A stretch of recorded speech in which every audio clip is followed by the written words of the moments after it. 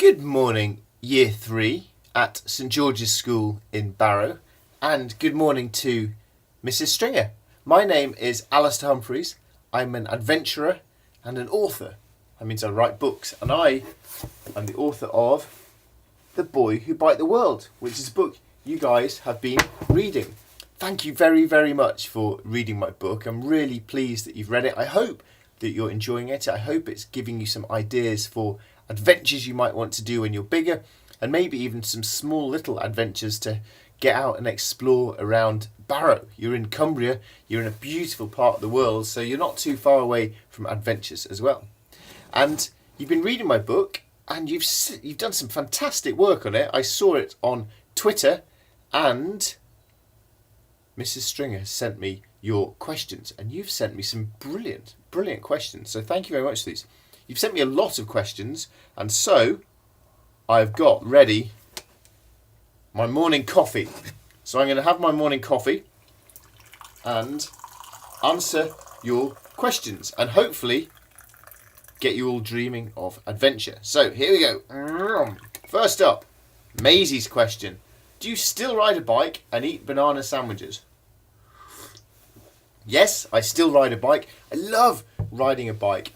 A bike is the best thing in the world for adventures, for going to the shops, for cycling to school. Really fantastic things. So yeah, I really love riding a bike. And do I eat banana sandwiches? I only really eat banana sandwiches on adventures. I don't tend to eat them in the house. Maybe I should do. They are very good. Have you guys had a banana sandwich yet? That's what I want to know. Rosie says, how did you get all your food and how did you know how to fix your bike?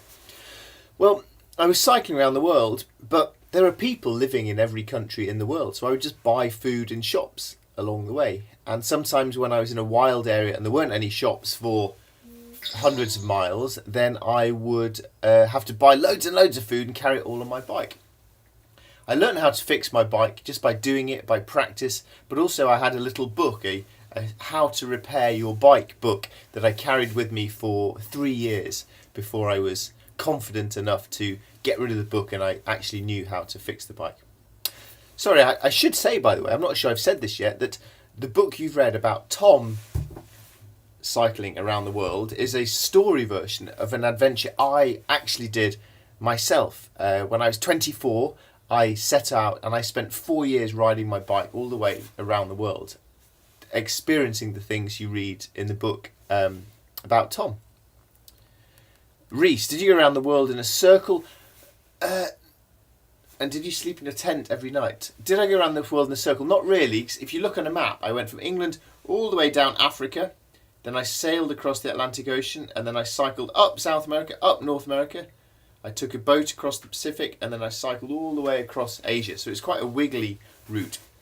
I didn't sleep in my tent every night. I slept in my tent for maybe 1,000 nights, so quite a lot of times. But a lot of times, kind people invited me to stay with them in their families.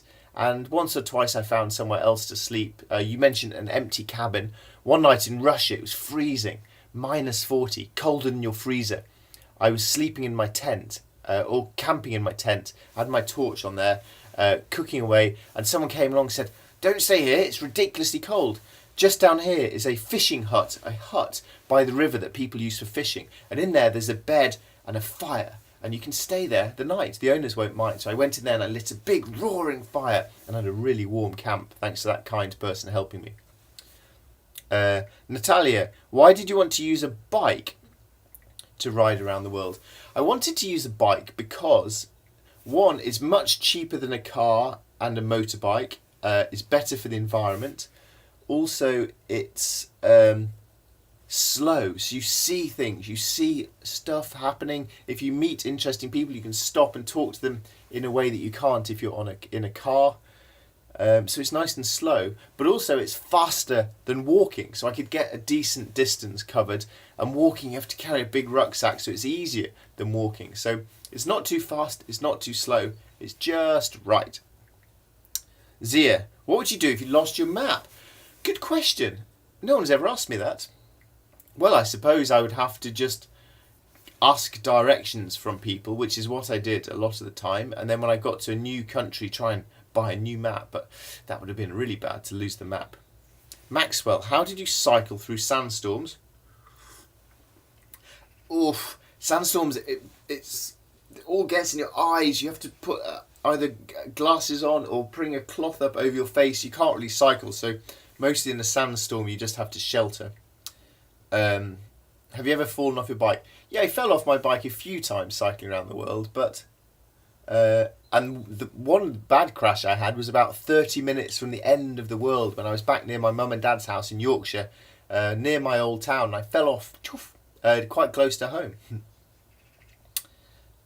Aston asks if I still eat banana sandwiches. You know what, Aston, I'm going to have a banana sandwich today. Tommy, how old were you when you learnt to ride a bike?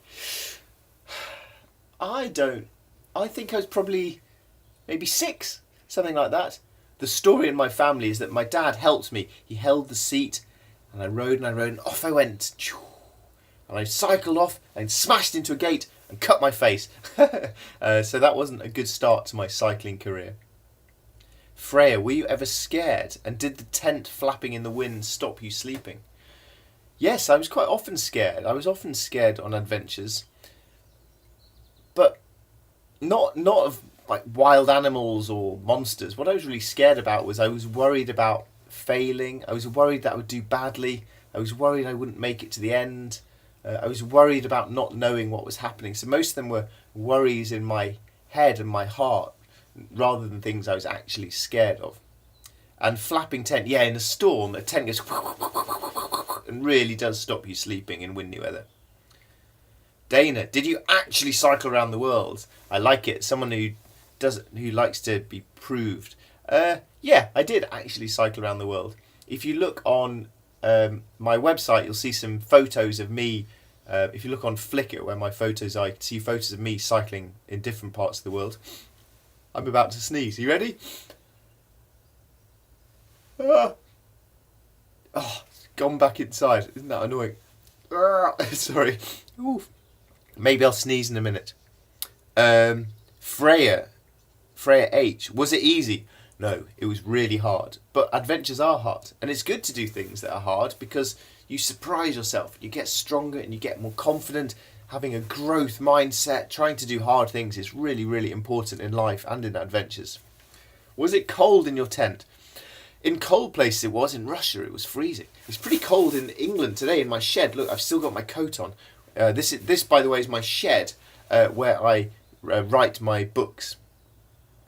Marnie, do you like making stories? Yes, I really do. I love going on adventures, but I also like sharing the stories with people. And I tell stories by writing books. I also give talks. But I also make films. If you look on YouTube, you can see some films that I've made. A trip I did more recently, I walked across Spain playing my violin, so there's a film of that on YouTube. So yeah, I do like telling stories. Ruby, what gave you the idea to cycle around the world? Well, Ruby, you see behind me here, loads and loads of books of adventures. And it was reading books about people, men and women doing crazy adventures. That made me dream of adventures. And actually,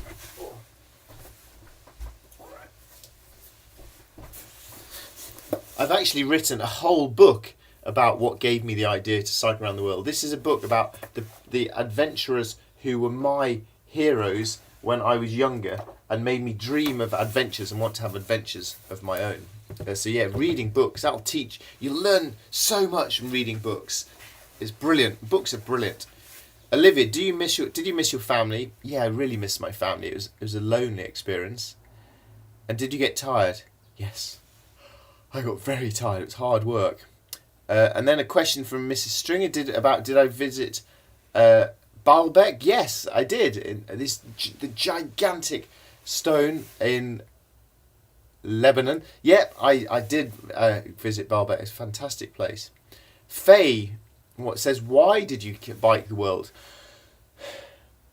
I wanted to bike the world because I grew up in a small little place, quite similar to where you guys live. Really, I was up in Yorkshire. It's quite a small village, and I wanted to. And it's a really nice place, but I wanted to see different places. I wanted to see how different people live their life in different countries, and I wanted to try and do something difficult to see if I could manage to do something difficult. She also asks, how did I brush my teeth? I would brush my teeth. I had a good tactic actually, because I had to cycle for hours and hours every day, and also you have to brush your teeth for 2 minutes in the morning, as you know. So I managed to do both. So I'd set off cycling in the morning, and I was really good at riding my bike, so I could quite easily ride no-handed. So I'd set off riding in the morning, and then I'd squeeze the toothpaste on. I had a little bag on the front of my bike, put that away. I'd brush my teeth whilst I cycled along, which meant I got a really good teeth brushing and carried on riding. Eva Bell says, where did I sleep? Mostly I slept in my tent. She asks how I survived in the hot desert. Well, the key in a desert is you have to carry loads and loads and loads of water, which is fine. It's just really heavy, so I took lots and lots of bottles. Did I kill scorpions for food? Nope. Luckily, I never got hungry enough, so I had to end up eating scorpions. Caden, oh, yours has come through on its side. Caden says, how did you bite the world? And why did you want to be an explorer? I wanted to be an explorer, Caden, because when you're a grown-up, you spend a lot of time doing a job, and I really wanted to do a job that I found really interesting. So I wanted to try and write books and go to interesting places and try and make books part of my life, and also make travel and adventure part of my life. So I really wanted to try to find some work that interested me. Amelia says, was it hard to ride a bike up a mountain? Yes, because my bike, it was a bike, but it also had all my camping gear on, my food, my water. It was really heavy, so quite often I had to walk up mountains, which is pretty hard work. Dayton Grove says, where did you start cycling? That's a good question. And how long did it take? I started cycling at my mum and dad's house, which, if you look on a map, is near Skipton in Yorkshire. How long did it take? It took me 4 years to cycle around the world, which is a long, long time. That's all your questions. Thank you so much for all these questions. They're brilliant. I hope that you found it interesting listening to my answers.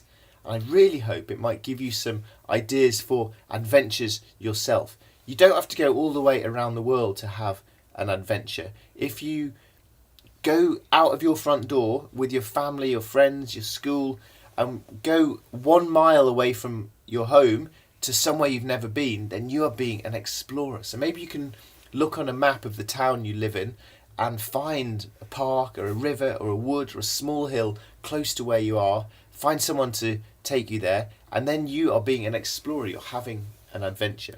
So thank you so much for getting in touch.